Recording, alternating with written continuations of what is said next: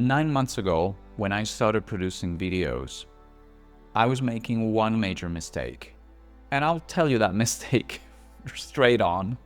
This is not the typical, I'm gonna hold back video like I'll tell you at the end. I'm gonna tell you immediately.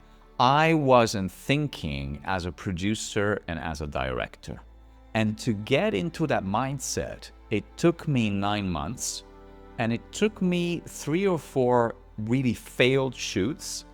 It took me around 20,000 euros. But now I'm here, and now I can tell you that my name is Matteo Cassese. I'm an entrepreneur. I am a coach. I'm a founder coach, but I'm also a producer director. How did I discover this? Well, I discovered this by trial and error. The first conversations that I had on being an entrepreneur and producing video at the same time were with Thad Swift.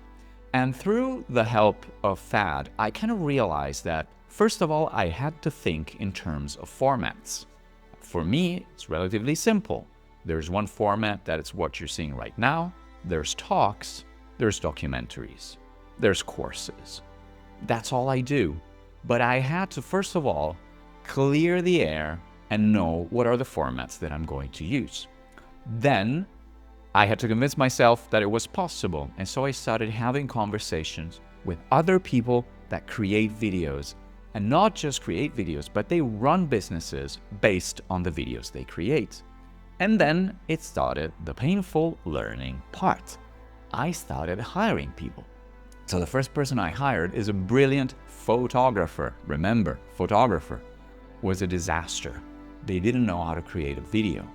And they didn't know how to edit a video. And so it came out an almost unusable blob. The only problem is that I trusted them with 2 projects. One project was a talk, but the other project was my show reel for my speaking business. And that required saving. And so I rushed, and also with the help of Thad, I found a video maker that would get the project as it was and edit a show reel for me. And did a brilliant job. In very little time, delivered something fantastic. And so I thought, I found my video partner. And we went on a shoot, and this shoot is really hard. It's a documentary style shoot where we document 3 or 4 hours of my interactions with my clients, not on Zoom, not in a meeting room, but actually out in the world, stepping off trains, getting into cars, coming to my farm. And that was a disaster. Not only there were technical problems on the shoot, but the shoot was too taxing for the video maker. And in the end, very amicably, we decided to not work together. And I had a mostly unusable shoot. And I wasn't happy. My client wasn't happy. It wasn't a great situation. The situation continued to evolve in the following shoots. And each time I learned something different. The main thing that I learned, and I've documented this in this other video that I'm gonna link somewhere, is that video is a technical and artistic craft. And sometimes you need somebody more technical, sometimes you need somebody more artistic. In my opinion, if you err in the direction of somebody more artistic, you're gonna do a better job overall. And so I tend to trust more the artist rather than the technician that could give me like a perfectly good video. And a good video has good audio, so there's different technologies.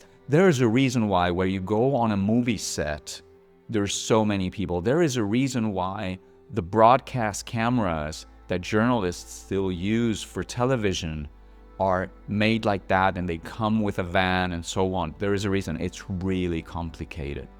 Now, the learning curve continued in the direction of, well, there's one partner that can help you shoot, but probably that partner is not the right partner for helping you edit, and it's not the right partner to help you cut down.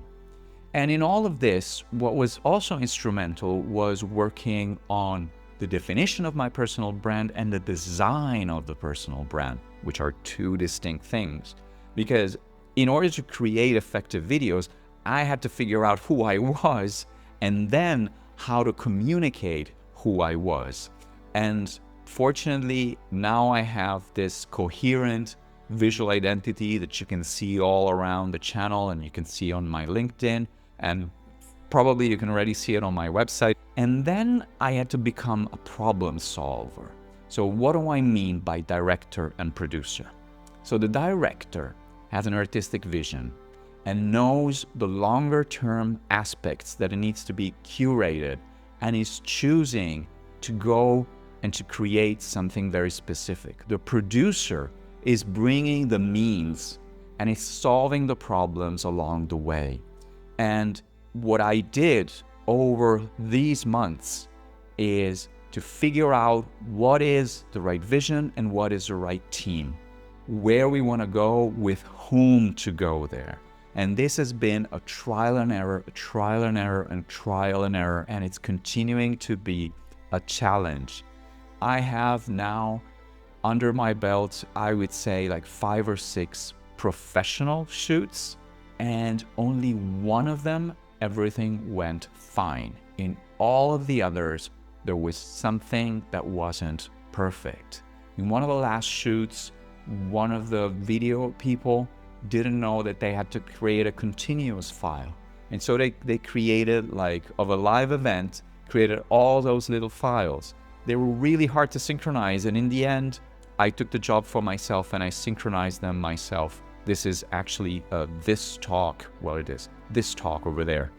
And all of these little things, you think that they are on the side of the professional that you're hiring. You think that you've delegated your problems away. You haven't. With video, with production, you've taken the problems at home. And then there's something really clear that sits with you, which is the long-term vision. Like, you can see the first documentary on my channel, you can see it over here, you can see the first few talks, at least the one that I linked before is the one that right now I believe is shot in the right way. You can see the episodes of my course, you can see my other YouTube channels, YouTube videos. This is my vision coming to life. It's not a consultant or an advisor that has told me, do this, do that. These are the things that I'm passionate about, and these are the things that I love to talk about, and this is why they become videos. And it all boils down then in the end to intention. Why am I shooting this video? Because I feel it's urgent for me to share these things with you. So that's why I became a producer. That's why I became a director. And I can't wait to improve in my roles of producer, director, so I can create more, better, higher quality, more interesting, more entertaining videos for you to watch, to show my craft. Because being able to show my craft is the best marketing I can ever make. Thank you. Thank you for watching. If you're watching, let me know why. And you just go in the comments and answer the question, why are you watching? I'd love to hear that. And thank you again. I really appreciate it.